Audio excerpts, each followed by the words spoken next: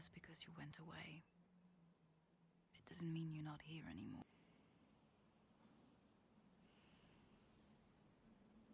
Hai guys, balik lagi bersama saya di channel kesayangan ibu dari istri tetangga Anda. Di video kali ini saya akan membawakan sebuah alur cerita film drama love story dan science fiksi tentang kisah cinta seorang wanita kepada kekasihnya. Saking cintanya, saat kekasihnya telah tiada, wanita tersebut rela mengandung dan membesarkan seorang anak yang telah dikloning dari DNA kekasihnya yang telah tiada tersebut.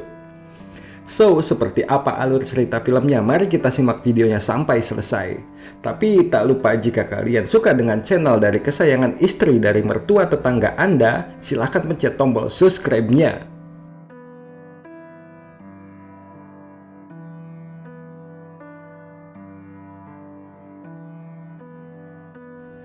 Di awal scene memperlihatkan seorang wanita yang tengah mengandung besar dan bernama Rebecca di sebuah rumah pinggir pantai. Just because you went away, it doesn't mean you're not here anymore. Hingga scene pun beralih flashback beberapa belas tahun yang lalu, di mana seorang bocil perempuan yang hendak mandi di sebuah pantai. Saat akan melepaskan bajunya, si bocil ini tak melepaskan pakaiannya karena mengetahui ada seseorang bocah laki-laki yang memperhatikannya sedari tadi. Kemudian saat sedang berteduh dari guyuran hujan, bocah laki-laki tersebut kemudian menggigit sebuah apel yang hendak si bocil perempuan makan. Kedua bocil itu pun saling berkenalan. Si bocil laki-laki tersebut bernama Tommy atau Thomas, sedangkan si bocil perempuan ini bernama Rebecca. Mereka pun kemudian menjalin sebuah hubungan pertemanan.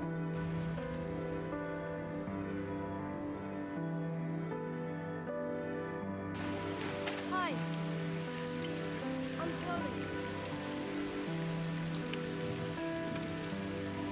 Di keesokan harinya, Tommy melempar sebuah batu kecil ke kaca jendela kamar Rebecca, yang merupakan itu sebuah isyarat dari Tommy untuk mengajak Rebecca bermain.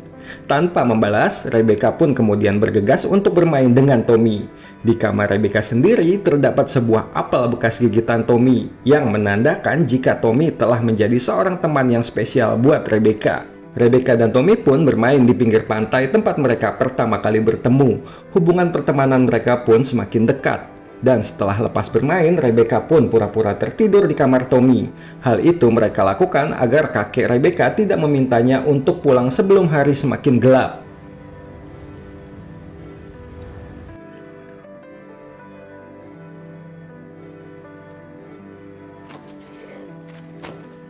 Di suatu hari, mereka pun kembali bermain di pantai. Karena udara yang terlalu dingin, mereka pun mengenakan pakaian yang cukup tebal. Rebecca dan Tommy pun duduk di atas sebuah perahu yang sudah berkarat. Hari-hari mereka pun hanya bermain berdua saja. Mereka bahkan mengambil kaca pembesar milik kakek Rebecca hanya untuk melihat kulit keriput si kakek Rebecca. Kedekatan mereka pun semakin hari semakin dekat. Hari-hari mereka habiskan hanya dengan berdua walau hanya melihat seekor keong saja. Di hari itu, Rebecca mengatakan jika ia akan pergi ke Tokyo, Jepang untuk ikut bersama ibunya yang mendapatkan pekerjaan di sana. Seketika, raut wajah ekspresi Tommy pun menunjukkan raut wajah yang sangat sedih tanpa mengatakan apapun. Tommy pun kemudian pergi dan mencium Rebecca.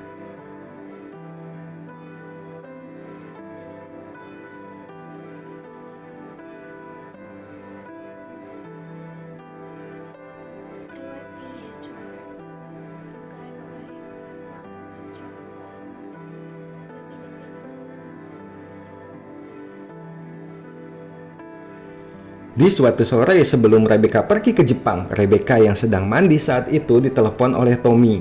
Tommy mengatakan jika ia akan mengantarkan Rebecca ke pelabuhan esok pagi.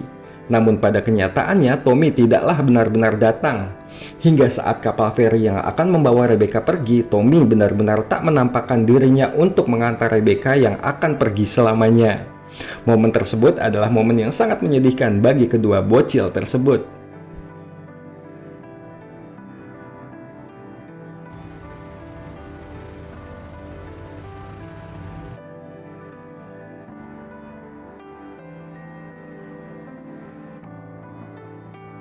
Singkat cerita, setelah 12 tahun berlalu, Rebecca pun kembali ke kampung halamannya.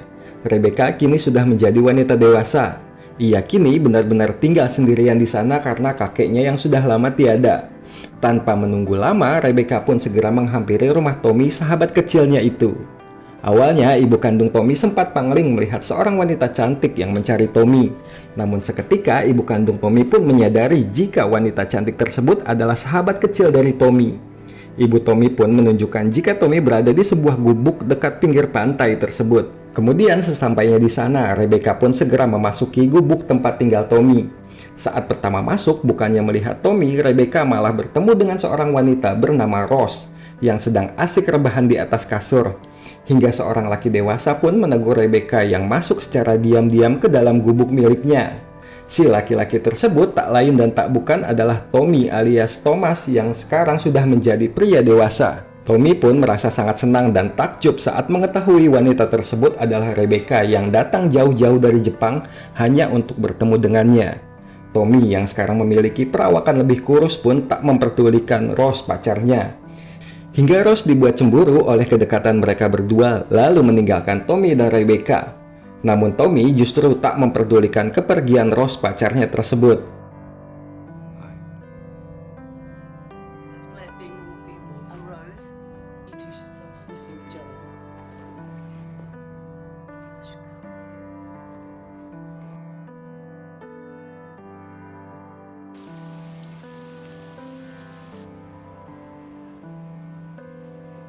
She's your girlfriend, isn't she?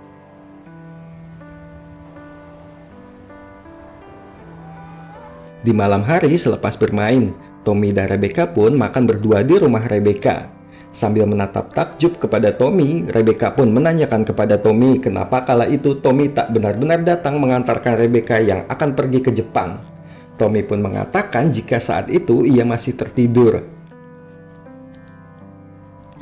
Mulai terlihat perasaan suka dari raut wajah Rebecca, Tommy pun mulai mengajak Rebecca untuk berciuman. Tanpa menunggu lama, mereka pun mulai melakukan hubungan yang sangat diinginkan saat itu juga. I wanted to give him to you that morning. I fed him. Why didn't you come? You're cold.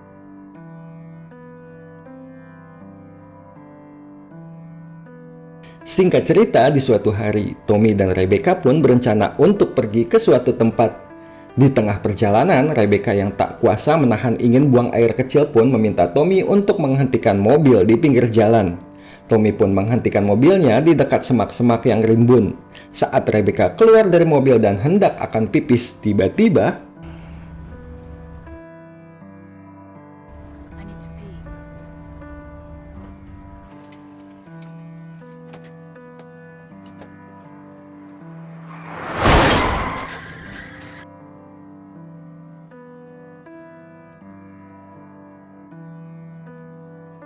Tommy pun tertabrak sebuah mobil yang lewat kala itu saat Tommy keluar dari mobilnya. Rebecca yang syok dan sedih hanya bisa melihat tubuh kekasihnya itu tergeletak di pinggir jalan tanpa bisa berkata-kata. Seketika Rebecca pun membuka sebuah kotak korek api yang terdapat pesan dari Tommy sebelum ia pergi ke Jepang. Pesan tersebut yang harusnya ia baca sebelum benar-benar pergi ke Jepang. Kala itu Rebecca benar-benar sangat sedih tak terkecuali orang tua dari Tommy.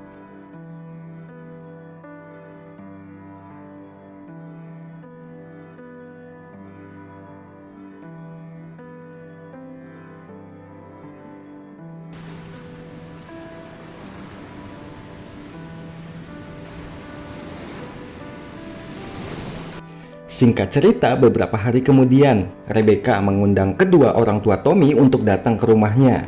Ibu dari Tommy pun langsung menanyakan maksud dan tujuan Rebecca mengundang mereka datang untuk pertama kali ke rumah Rebecca. Rebecca pun mengutarakan maksudnya yang kala itu ia mengajak kedua orang tua Tommy ke sebuah kamar yang telah didesain untuk anak-anak. Rebecca juga mengatakan jika anak mereka akan segera kembali. Belum selesai kebingungan ibu kandung Tommy, Rebecca pun segera memberikan sebuah surat persetujuan dari sebuah departemen replika genetik untuk membongkar makam dari Tommy. Rebecca berencana akan membuat kloningan Tommy yang diambil dari DNA milik Tommy. Rebecca juga bersedia akan mengandung seorang anak yang telah diambil DNA-nya dari Tommy. Saat itu, ibu kandung Tommy jelas sangat menolak jika makam anaknya dibongkar seenaknya oleh Departemen Replika Genetik. Namun ternyata ayah Tommy yang bernama Ralph sudah terlebih dahulu menandatangani surat persetujuan tersebut dan berpihak kepada rencana Rebecca tanpa sepengetahuan ibu kandung Tommy. Scene pun berpindah di suatu hari. Ralph dan Rebecca pun berencana untuk merencanakan pertemuan mereka. Ralph pun memberikan surat persetujuan Departemen Replika Genetika untuk membongkar dan mengambil DNA Tommy yang telah ditandatangani oleh ibu Tommy. Ibu Tommy pun akhirnya setuju jika makam anaknya dibongkar untuk menjalankan rencana tak masuk akal yang digagas oleh Rebecca. Singkat cerita, proses penyuntikan embrio yang telah dicampurkan dengan DNA milik Tommy pun dilakukan. Rebecca pun tak menyangka jika ia akan melakukan hal gila yang belum pernah terlintas di pikiran orang lain. Setelah menandatangani surat pernyataan, Rebecca pun pergi dari rumah sakit tersebut yang ternyata mantan pacar dari Tommy pun juga bekerja di sana. Setelah kehamilan Rebecca yang menginjak 8 bulan, Rebecca tak bosan-bosan mengunjungi makam kekasihnya tersebut. Walau sekarang makam Tommy tak seindah sebelumnya karena sudah dibongkar oleh Departemen Replika Genetika. Hingga tibalah hari Rebecca akan melahirkan bayi yang dikloning dari DNA Tommy. Proses melahirkan pun dilakukan dengan cara sesar. Hal itu dikarenakan bayi yang akan dilahirkan oleh Rebecca terlalu besar. Bayi tersebut pun akhirnya lahir dengan sehat dan normal. Dan setelah melahirkan, Rebecca yang membawa bayi tersebut bertemu dengan kedua ibu-ibu yang sama-sama baru memiliki momongan. Tapi entah kenapa setiap kali Rebecca diajak untuk berbicara oleh ibu-ibu di sana, Rebecca selalu menolak ajakan tersebut.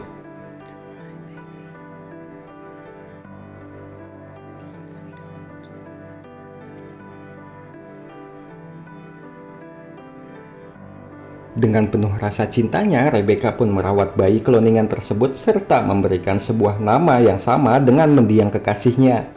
Rebecca juga memberikan ASI eksklusifnya kepada bayi kloningan tersebut saat bayinya merasa lapar. Namun setiap Rebecca diajak bertemu oleh orang-orang di sekitar pantai, ia pun selalu menolaknya karena dengan harapan orang-orang tak mengetahui jika bayi yang ia rawat saat ini adalah sebuah bayi tiruan. Singkat cerita, saat Tommy berumur 5 tahun, wajah serta perilaku Tommy tiruan sama persis dengan Tommy yang asli saat dulu masih kecil. Hal tersebut tentu membuat Rebecca semakin mengingat masa-masa saat bersama Tommy kecil kala itu. Seakan Rebecca sedang membesarkan mendiang kekasihnya sendiri yang sudah lama tiada. Come out, darling. I have to speak to you about your daddy. Thought he went back to his own planet. His own planet. Your father was real.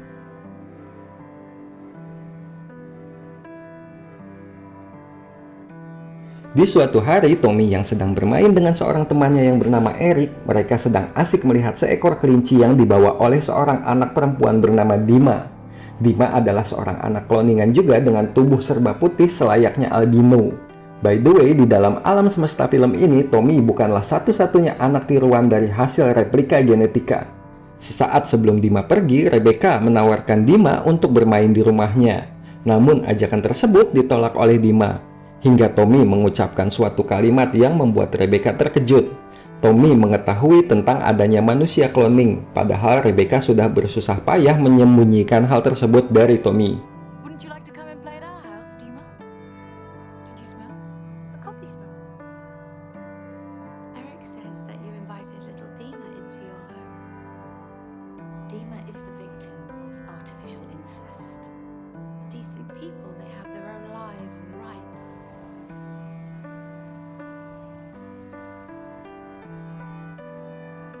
Merasa orang-orang di sana sudah mengetahui siapa Tommy sebenarnya, Rebecca pun segera mengajak Tommy untuk pindah dari rumah mendiang kakek Rebecca ke sebuah rumah baru dekat dengan pinggir pantai.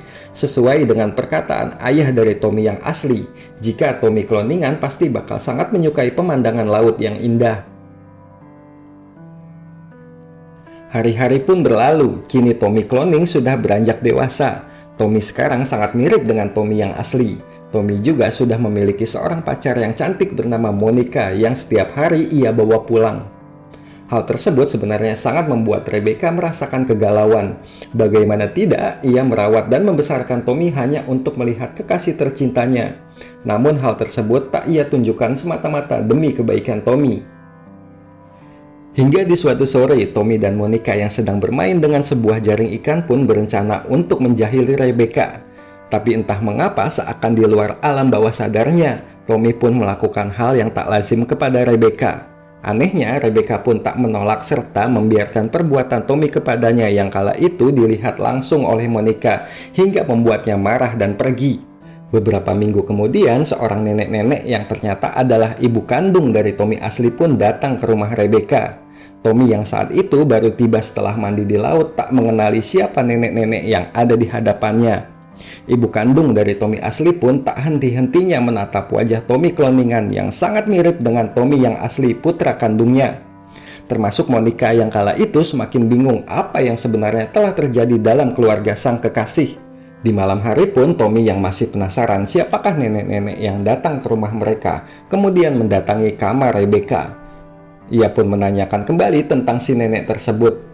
Hingga di keesokan hari, Tommy yang masih penasaran kemudian menunjukkan sikap temperamennya.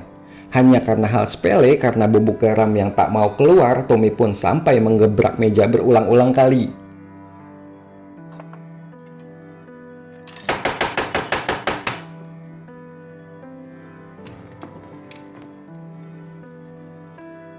I know her.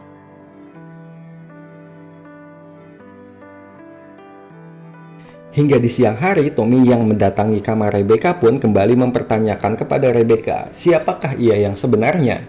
Tommy juga mengungkit si nenek-nenek yang datang kemarin hari ke rumah mereka. Tommy juga mengatakan kepada Rebecca jika ia sering mendapatkan penglihatan seolah memori kenangan-kenangan yang ia tak tahu dari mana asalnya. Melihat Tommy yang semakin marah, Rebecca pun akhirnya memberikan sebuah laptop milik Tommy asli kepada Tommy kloningan. Tommy kloningan pun kemudian melihat foto-foto seseorang yang sangat mirip dengannya tanpa ia ketahui dari mana asalnya. Melihat hal tersebut tak membuat Tommy menjadi lebih baik.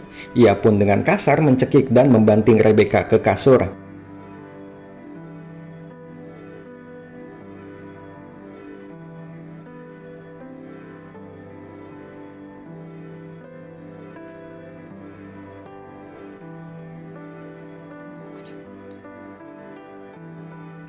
Sambil terus menanyakan siapakah ia yang sebenarnya, Tommy yang saat itu tampak sangat marah, seolah mendapatkan sebuah dorongan untuk menjamah Rebecca yang ia rasa ibu kandungnya sendiri. Dan dengan raut wajah yang justru menunjukkan rasa senang, Rebecca membiarkan lubang knalpot miliknya dibobok oleh anak kandungnya sendiri, seakan apa yang ia telah inginkan kini semuanya telah terpenuhi. Di akhir scene memperlihatkan Tommy yang meninggalkan rumah dan Rebecca tanpa pernah kembali lagi. Dan dari sinilah saya baru paham siapakah ayah dari si cabang bayi yang dikandung oleh Rebecca saat di scene awal film dimulai. Tamat, ending yang cukup membagongkan. Oke lah Sobat Rebahaner, sekian alur cerita dari film WOM kali ini. Bagaimana? Seru kan filmnya? Menurut saya sendiri film ini sangat bagus sih, sangat penuh emosional melihat kisah cinta Rebecca. Dalam film ini sendiri saya pribadi merasa diajak untuk berfantasi dengan ombak-ombak di pinggir pantai. Tanpa banyak dialog, film ini juga mengajak kita untuk menebak-nebak apa yang sebenarnya terjadi di setiap scene-nya. So, kalau gitu saya pamit undur diri ya guys, sampai bertemu di video selanjutnya. Akhir kata, salam santuy, salam rebahan, dan see ya.